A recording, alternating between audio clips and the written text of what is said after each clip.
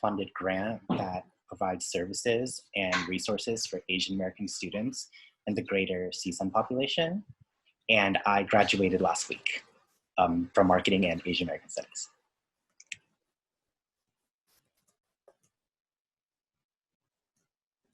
Hi, my name is Al. My pronouns are they, them, theirs.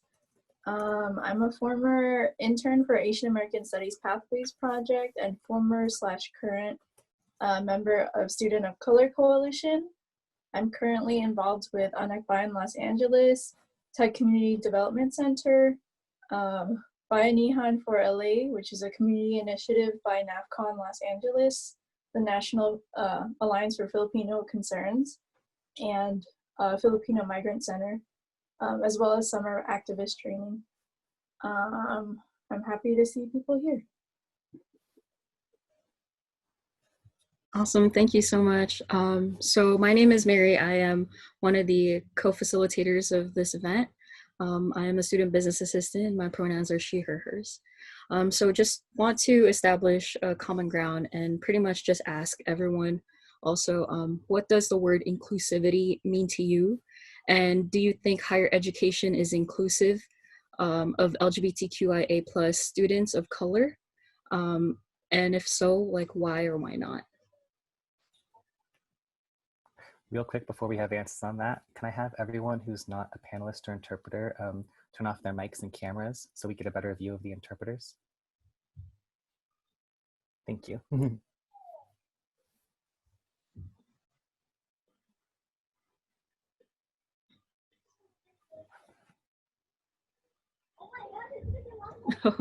Let me apologize right now. I have a really big family, so if there's any background noise, I'll try to catch and mute myself, but yeah.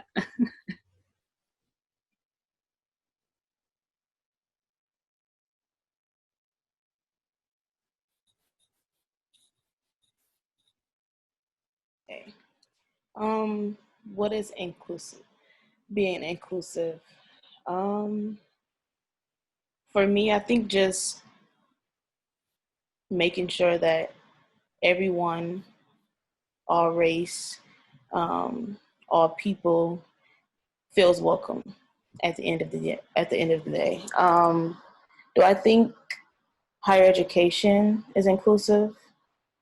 From my experience here at CSUN, I would say yes. I haven't had any issues of not feeling included. But I'm sure there has been occasions where I have not. But yeah, I think I would agree that here at CSUN, I felt very included. There's things for me as a Black woman that I think I can go to here on campus to feel included, and even within classroom settings, work settings, I've been included and taken into consideration.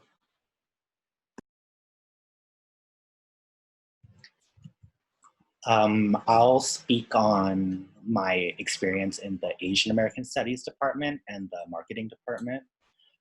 In terms of Asian American Studies, it's been very inclusive for me, not only like racially, but also in terms of my sexual orientation.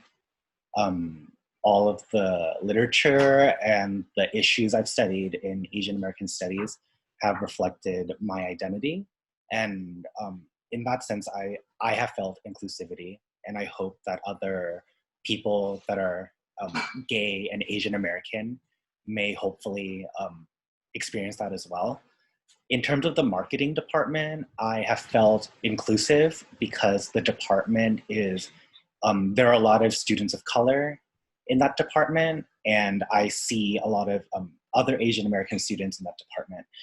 In terms of queer and maybe gay or lesbian, bisexual, trans students, I don't know if they are as heavily represented. Although I have found other queer and gay students that I have become friends with through the marketing department. I don't know if that department is a space for students to freely express their sexuality, perhaps. Yeah, when I first listened to and read the question, it made me think about how like institutions generally, at least in my opinion, use the word inclusive to tokenize people of color and minority populations, or like queer trans people of color.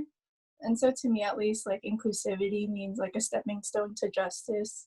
It's like one, it's like one step to like equity, and then equity to justice.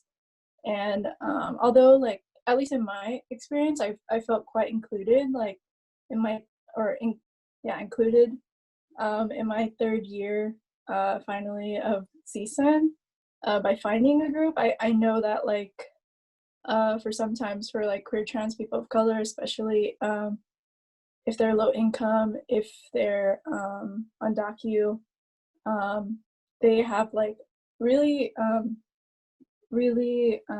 like important struggles that they're facing, that the university can only do so much to help. Like I know so many folks who are struggling with like housing because they're like, their families aren't accepting of them, and they kick them out essentially, but will still pay for their education. Culturally relevant counseling is also really important, because I know like there's not that many counselors at CSUN, and like let alone counselors who have all these like, who embody all of these like different identities as like queer, trans people of color, undocu, first gen, low income, immigrant, etc. But also like in terms of representative education, like I have a friend who was in a queer studies class, and the professor was like, she was transphobic. She was a TERF. So for folks who might not know, that means trans exclusionary radical feminist. And them being trans, that was like really, really triggering, being in that situation.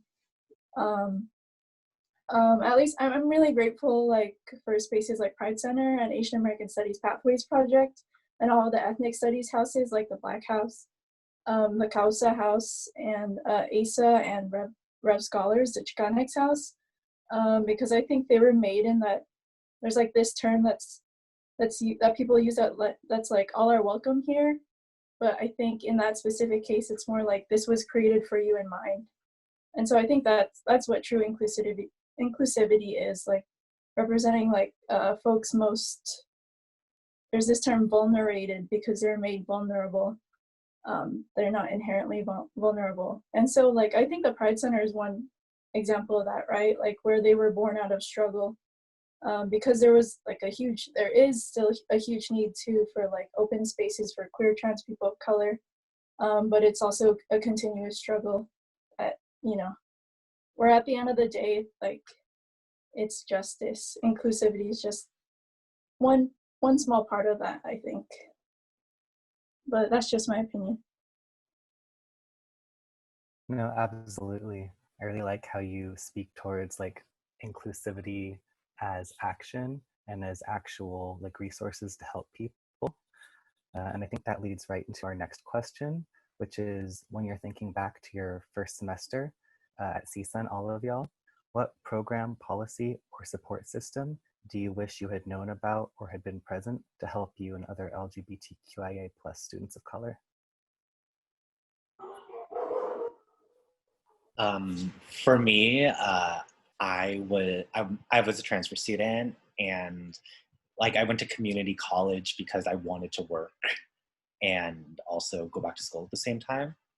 So for me, a way to like cut that tie of like working off campus or like not focusing on school because I was focusing on work was to work on campus.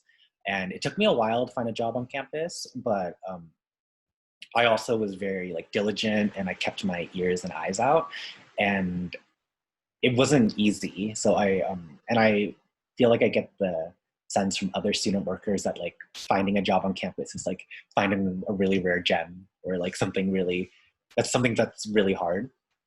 So I wish there were more support systems to help find like employment around or on campus for me. But those were my needs as a student, coming in to CSUN. I will agree to what Paris said. I didn't have the same struggle of finding a job. I don't know how I found a job so quickly, but I did. But it was a struggle though. So I can't agree with that. What I do wish was put in place was, I don't know, maybe like, I don't know, I felt like, okay, I came in as a freshman and I didn't know. My parents aren't college students. They didn't go to college. They were done after high school. So like I had no guidance. So maybe like a program or something that guide first time and transfer students to into what like figuring out what they want to do. Because I came here like, okay, this is the goal. Everyone needs to go to college. That's what all I was told, you know? So it was just like, okay, well, let me go. The school accepted me. I'm going to go, but not really knowing what I wanted to do. So I felt like my first 2 years of college was like a little waste because I didn't know which route to go. So I was taking classes I didn't need, which pushed me back, which is kind of like a blessing in disguise, because if I would have been taking the classes I needed, I would have graduated this semester and I would have been mad that I wasn't able to walk the stage.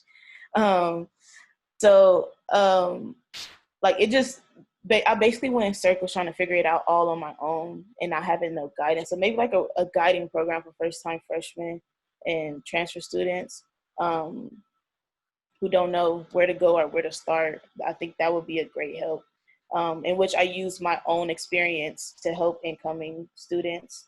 I'm a really helping person, so I like to like give information, whatever I know, I just like to give it out. So maybe something like that. Who knows? Maybe I'll start that since I like helping people so much. But yeah, something like that would have been great. Yeah, like similar to Brianna, I had no idea what I was doing because I also had no guidance.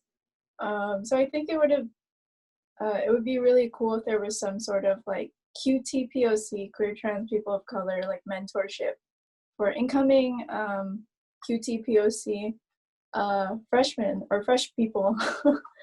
Because at least for me, I didn't realize how finding like a community that represented me was so integral to like my survival within the university. Because I think, yeah, for like lots of like first gen students, like it feels like you have to go through it alone and you have to struggle alone, when really like there are like there's lots of people at the university like Brianna who want to help. And then I think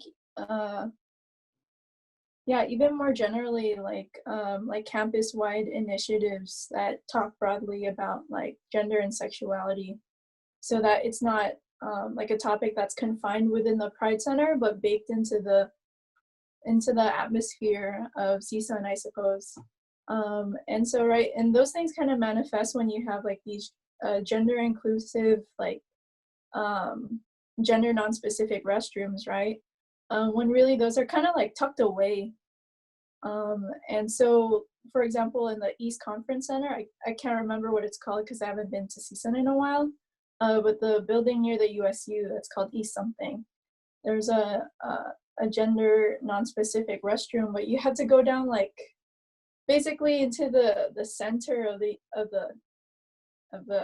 building. You have to go through like these weird like undeveloped like parts of the building, and it feels almost like a secret, you know. It feels almost like a tucked away kind of thing. So when we think about like, you know, the spatial placing of like whether it's the ethnic studies houses or the Pride Center, like, you know, if the university wants to say that it's inclusive and represents all of its students, then these things need to be like normalized, and openness should be encouraged, I think. So yeah, well, give me more restrooms so I can piss. I don't know. Okay, that's it. When I go to the East Conference Center, I say I'm going to the dungeon bathroom. Yeah, I definitely agree. And hopefully, with time, all that could be changed. And, you know, that's kind of leading on to our next question as well, is what do you think is the most important issue that students are facing currently, students of color of within the community as well, and what should we be doing about it?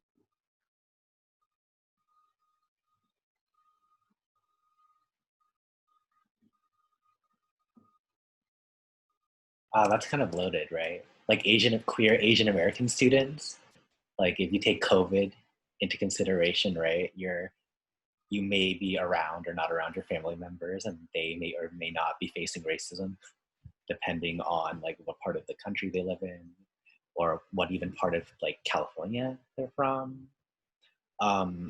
Like in terms of like academia, Asian American students are facing like, dropping out rates, like especially like PI and Pacific Islander students, and like smaller communities that are not like even picked up on like data for the school, right?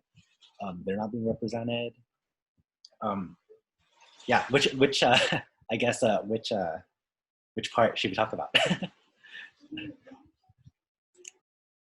Whichever you feel is most relevant or important to y'all's experiences. This is really your space. Right. I guess for for queer Asian American students, right? It's being represented in certain spaces within education, because like I feel like sometimes we're not given spaces to express our sexuality, or often like our sexuality is often erased from the conversation at all. So when part of your identity is not being able to express yourself, right? Like how are people supposed to get to know you, and how are you going to be able to be comfortable in like your major, your classes, even around your peers maybe that you may look like.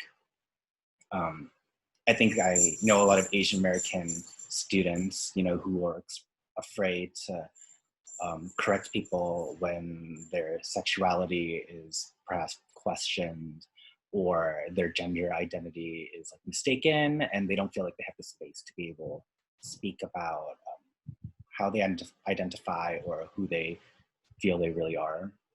And then that, I feel like, works its way through into your classes and your time in college maybe.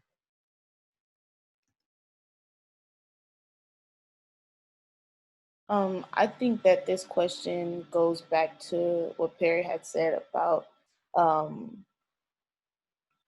geez, how did I just lose my train of thought like that? About us finding housing. Because I know that a lot of us have lived in housing, like in the dorms, because we have nowhere to go. And I think this pandemic has caused us, because they housing told everyone to go home, unless you were a foster youth or international student, right? And just because you're not a foster student, that doesn't mean that you have somewhere to go. So I think that's one of the issues that we are facing. Also, the job force. A lot of people was let go. A lot of people of color, and no one has a job. So it's just like, okay, hopefully they can get to the unemployment people get to my application in time before rent is due, to assist me, because I have no assistance. So I think those two are the most challenging experiences that we're going through right now. And this is new for our generation too. Like, I was thinking about growing up, like I didn't really have to worry about anything because my mom was the person I leaned on, right? But then we have COVID and now I'm on my own. So it's like, whoa, okay, this is what y'all experienced years ago when I had no worries. So I think those three things, COVID, not having a job, not having nowhere to stay, depending on housing and things like that, is one of the biggest issues.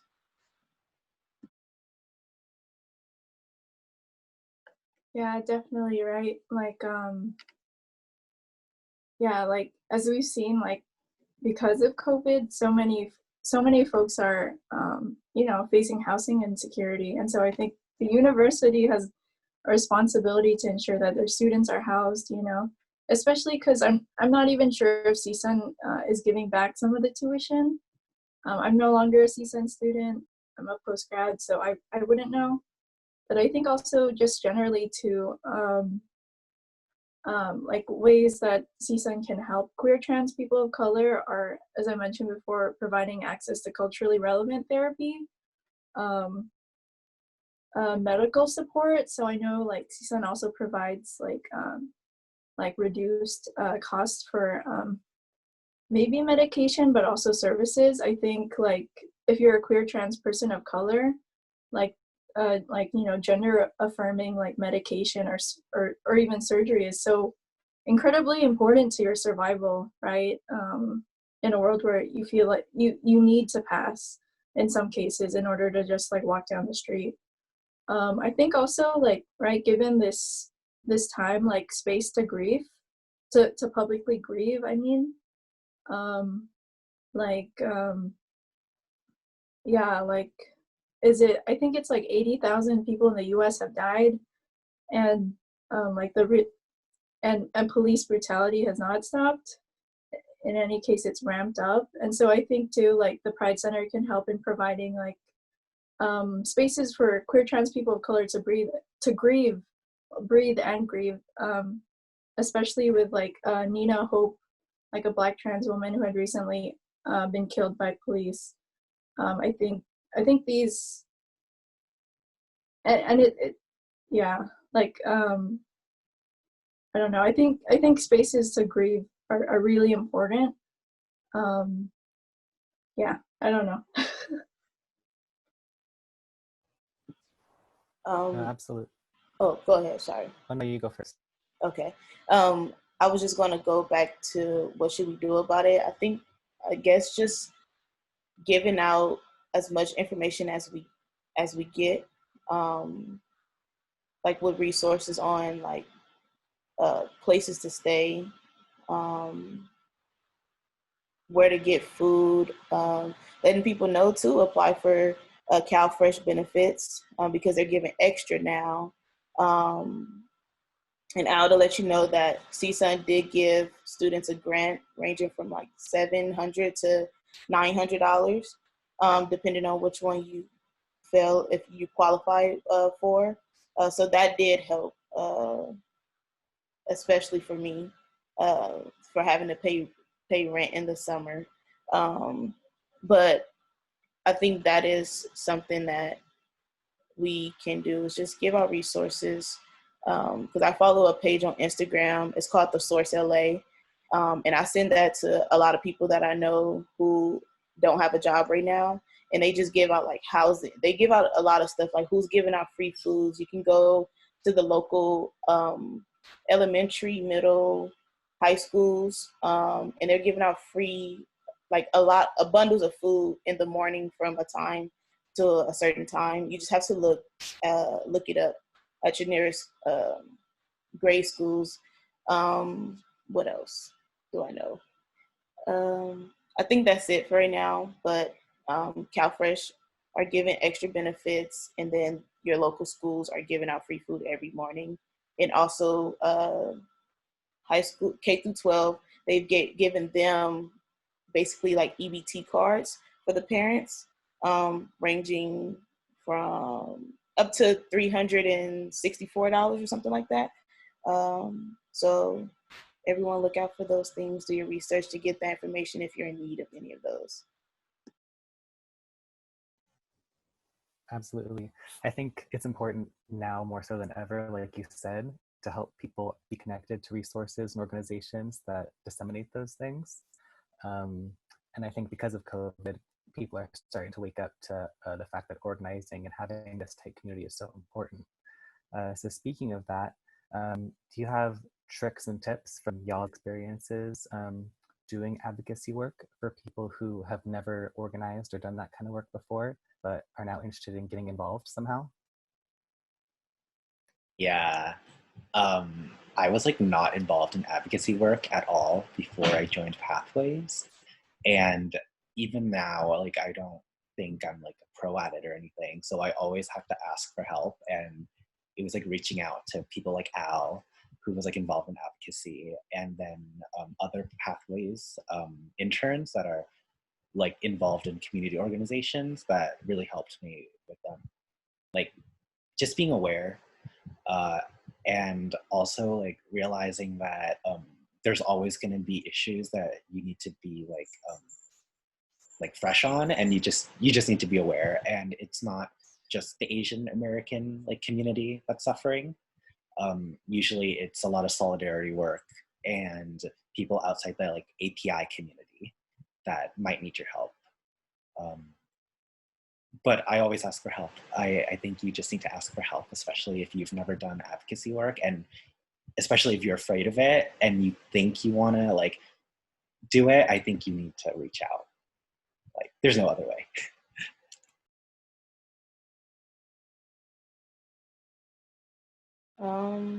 A tip that I would give out is one, don't be afraid to reach out.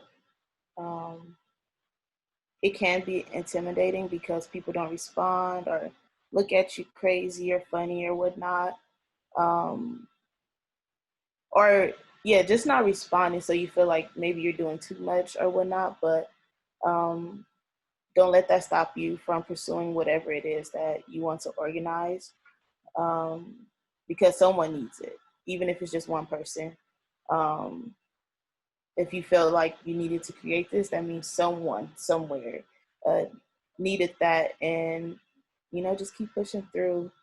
I've always been like on the back end of organizations, um, just watching to see like what are they either protesting about, um, and how they're doing it. But other than that, yeah, just put your all into it. That's all.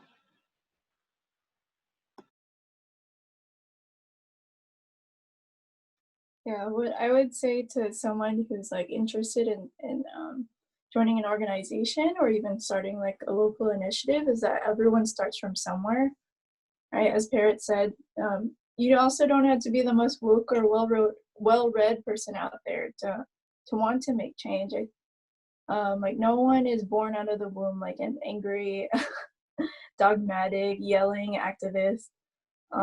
It definitely takes a lot of time, but also like a lot of ability to like learn and grow from other people. A lot of humility, right? Because I think like Western culture, Western American culture tends to like focus on the individual, and really like we're all interconnected and have like a responsibility to take care of one another. Like with, as we've seen with mutual aid in this time. And so I think organizing takes a lot of building genuine relationships too. I think sometimes when people engage in solidarity work, they tend to be kind of like opportunistic, or like, oh, I need this from that organization. So I'll just hit them up once or something. But right, it takes time to build a foundation. So if you can't have a strong one, it's not going to last. You can't build a house from like thin, fleeting like feathers. You have to build it from the ground up. And also, last, like organizing comes in lots of different forms. So for some of us who are like, for folks who are like disabled, like their form of activism is like sharing online or writing letters or calling people, because they don't have the, they might not have the ability to show up right? To picket or to join a rally. And so there are all kinds of activism, and you don't have to be all of them at once. Like if you prefer like a sideline position as someone who's helping behind the scenes, and then that's extremely valid. You don't have to be like, you don't have to be at the front lines. It's a process. That literally takes us to our next question, because it's asking, well, we're going to be asking you all, what do you think is the most effective? Al, you touched based on a lot, like social media. Bray, you touched on like protesting and all that stuff, but what's the most effective form of organizing or showing, you know, your activism? And are there certain practices that students should be focusing on more so now, especially like during this COVID season?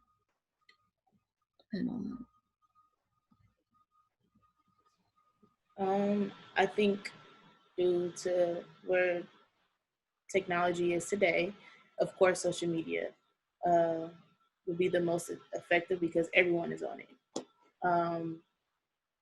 What was the second part of the question? Sorry.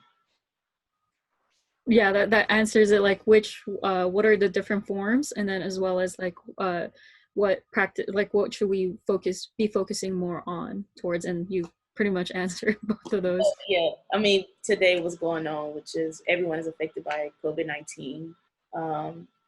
So just giving out resources on how to stay safe.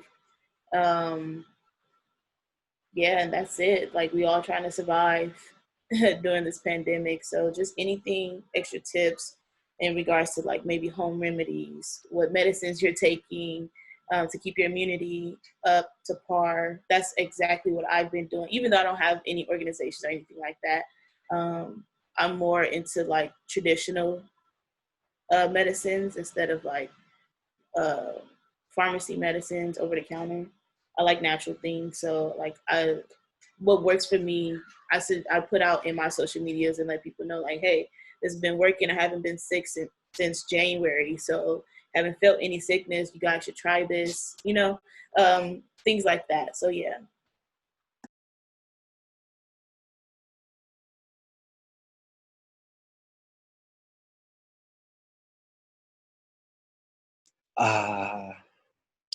Most effective right now, I think, is like spreading correct information.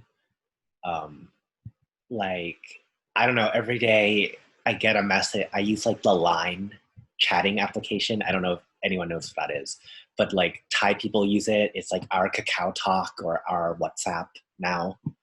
And like every day in like one of my family chats, it's like if you put lemon on your forehead and spin around in a circle 17 times, like you're gonna be fine.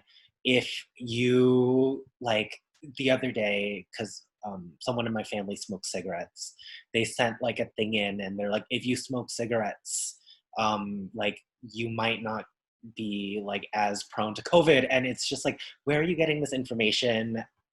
Who told you? Right? So I've been trying to like share small information that has as much research as possible, but every research right now is in clinical trials. Things are never, always correct. One day we wipe everything down. The other day the CDC says, well, it's not wiping, it's people, and then they go back on that. And then other world organizations are also going back on the research and then going forward on more research. So I actually have no clue like what to be spreading right now. So I'm just giving like updates on social media about myself, and maybe check in on people's mental health. Maybe that's the best thing to do right now. But always spreading accurate information and not spreading chain mail is, I think, always good advice. But listen to your parents, I guess, respect your elders.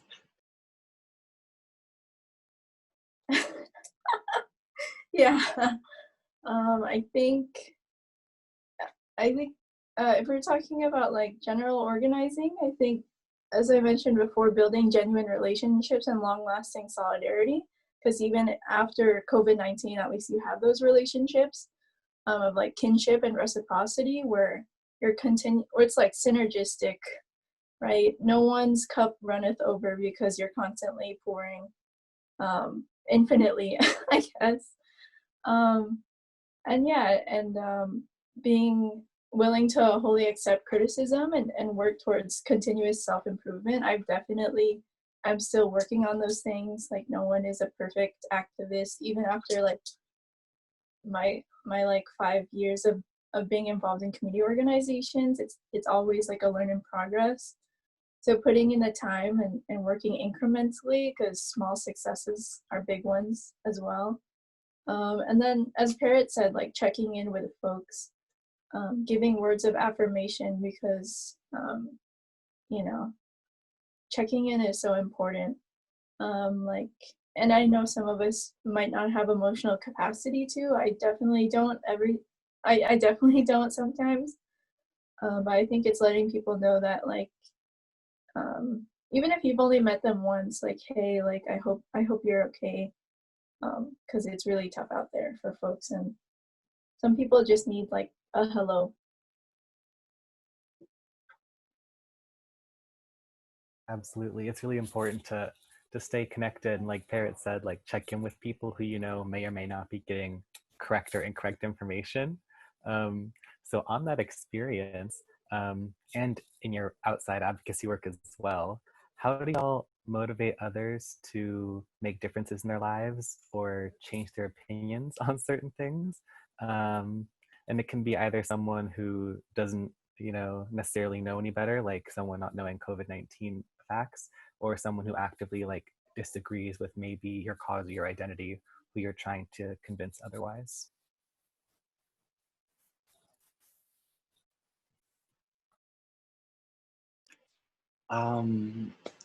For me, I try to motivate people that are willing to listen, even if they are completely different from me.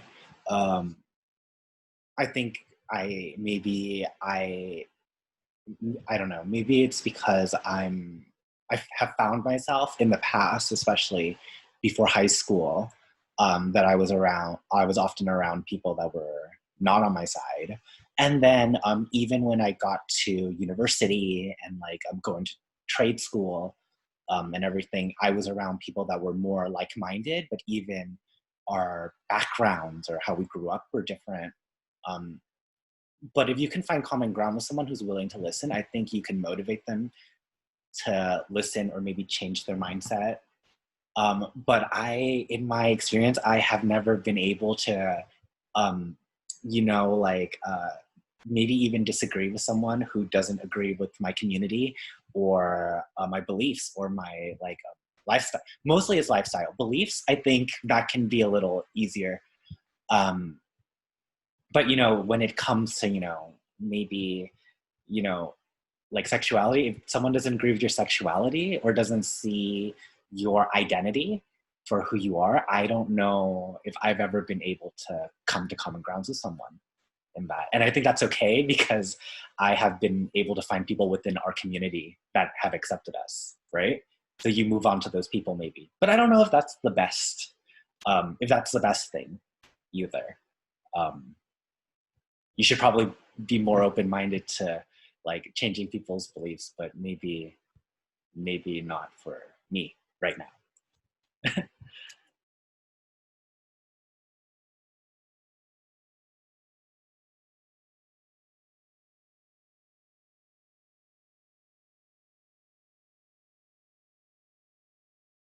Yeah, as Parrot said, I'm not sure if like the objective is to change people's beliefs, but to at least like enhance their, sociological imagination, to like to give them another perspective that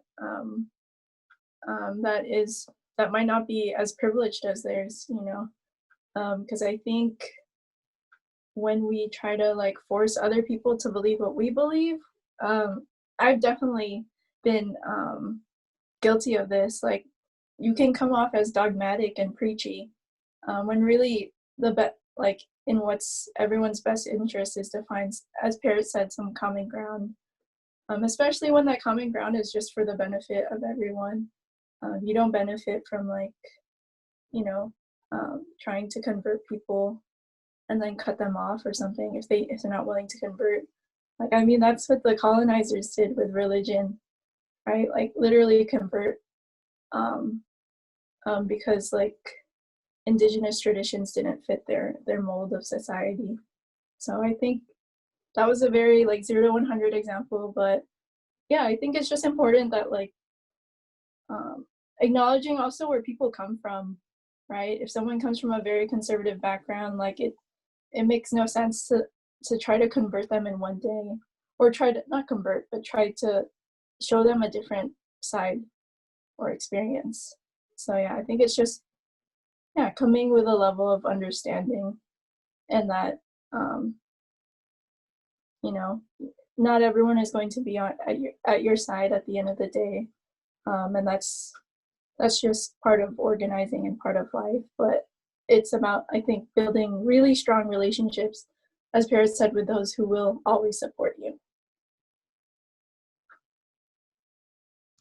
I think for me, that was like hard to come to terms with too when I first started organizing, because I started organizing in LGBT spaces. I won't even say like queer spaces, because it was like back in the day, right? Like if this was when like Obama was president and Glee was like radical to an extent. Not that I think Glee is radical, but like I think people thought that, right? And it was, you know, it was very cookie cutter. It was very like, we don't see race because we're all gay. But like there wasn't very much talk of like even like the queer women in our spaces, or like especially like trans folks were just, I feel like, seen as almost like just like a part of the, like not even a part of the equation until like I think recently, you know. And like as people within these spaces, like we need to realize that like the first brick at Stonewall was thrown by like a queer woman of color, you know. And that's how it's always going to be. Like we need to include our brothers and our sisters and our undecided folks, you know, within us. So for me, that was really hard to accept, actually, because I was like, well, I'm queer too, and you can't see my struggle as an Asian American. And that was shocking to me. Like I didn't even, and then when like, you know, Black Lives Matter, like when the movement started happening, I was shocked to see people within my own community of Asian Americans who didn't believe like the struggles of our like other brothers and sisters who, you know, paved the way for, you know, Asian Americans to even have a voice in this country. So hopefully we can always find people that can, you know, be on our side and are willing to listen to us. For me, I think I've motivated people to change, or, you know, change their ways a little bit, just by telling them one side of the, like, my side of the story. Like, think of it from a different perspective, you know, look at it from outside of the box, instead of just, you know, the way that you see it, you know. Just, I think that's what people just have to do, just want to see it from a different view instead of their point of view. I think that's very important with changing, because if you don't want to see it from a different point of view, there'll never be a change. And that's what I had to do for my parents when coming out. It was really hard, and it took time, but it happened. I'm not going to say that they just all for it, but they accept me. And that's all I was asking for, you know.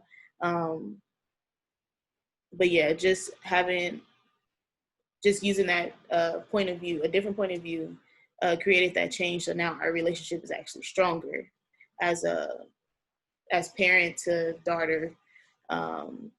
So yeah. Yeah, I can actually relate to that. It was really hard for me to come out to my parents because I come from a very traditional family and very conservative as well.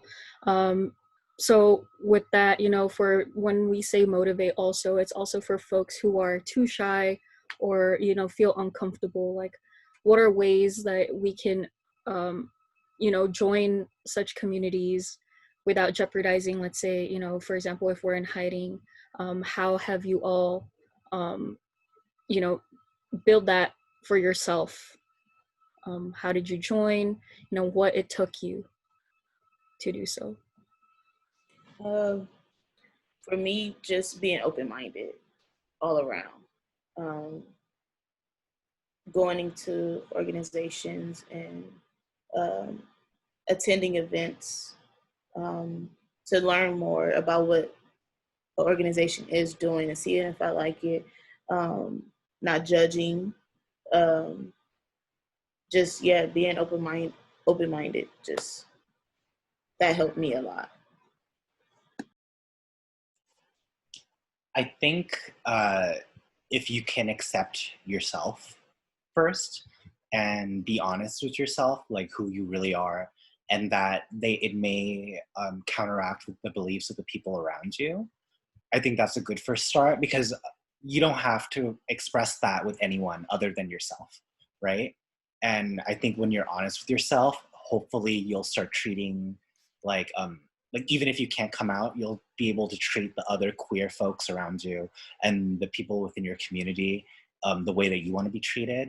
And then like, because I was actually thinking about this the other day, because you know, like there are a lot of like younger queer like students in the community and trans students in the community who are now living with their like homophobic relatives, and they can't come out. And it's like privileged like out people like me might be like other people might be like, hey, you need to come out because it's unhealthy and blah blah blah, but it's like you need to protect yourself first. And that might be not telling your family, because who knows what's going to happen. Like you need a place to stay right now. So if you can accept yourself right now, I think that's a great space to be in. I don't know if it's like, that's not like the Willy Wonka ticket answer though, right? Like, cause like you want to be out and proud ideally, but if you can accept yourself and maybe feel comfortable telling at least one person, if you feel comfortable, then I think that's a great start, because you don't have to tell everybody. You don't have to tell everyone what you had for breakfast. Like, why should you tell everyone like who, like what your sexuality is, you know? Yeah, I think Parrot put it really well. Like I think what's so important like to the queer trans POC experience is finding a community of people who you can always rely on, right? And so for some folks that might not always be their parents or even their or anyone in their family, but so long as you know that like even if you don't have that community right now, there are like thousands of people like that you don't know that are rooting for you, right? Like when you go to for folks who might go to Pride or like some other like queer like friendly event, like there are people who are like, oh, like I'm your mom now or something.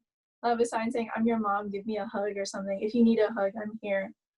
um so yeah, I think like as with organizing too, right, just like finding genuine relationships where people want to be there for you and take care of you and vice versa.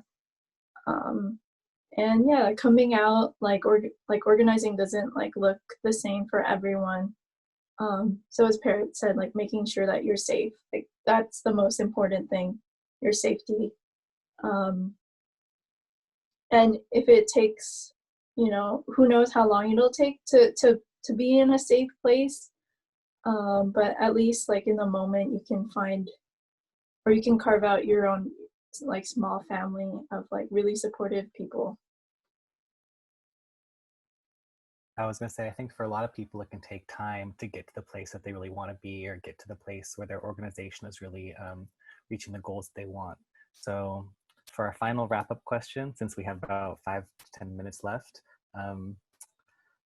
so since all this change, like especially when you're doing organizing, can take a long time, how do y'all measure your achievements in either even like, personally working through your own identities or organizing for social legislative change?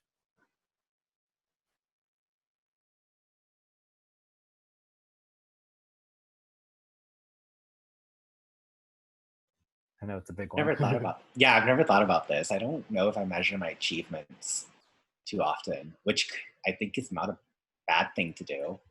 Like, yeah, I've never thought about that.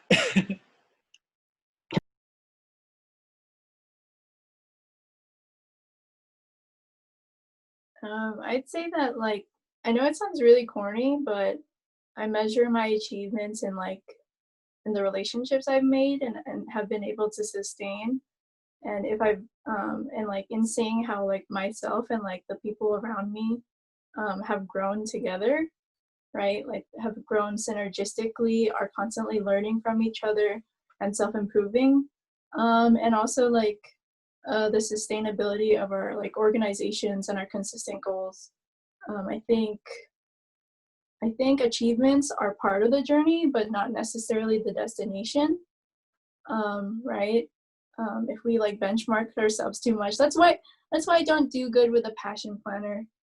That's very that's like a tangent, but I feel like life is, you can't quantify life. Like sure, time does exist, but if you're constantly held by these benchmarks and restrictions, then I think you only hold yourself in.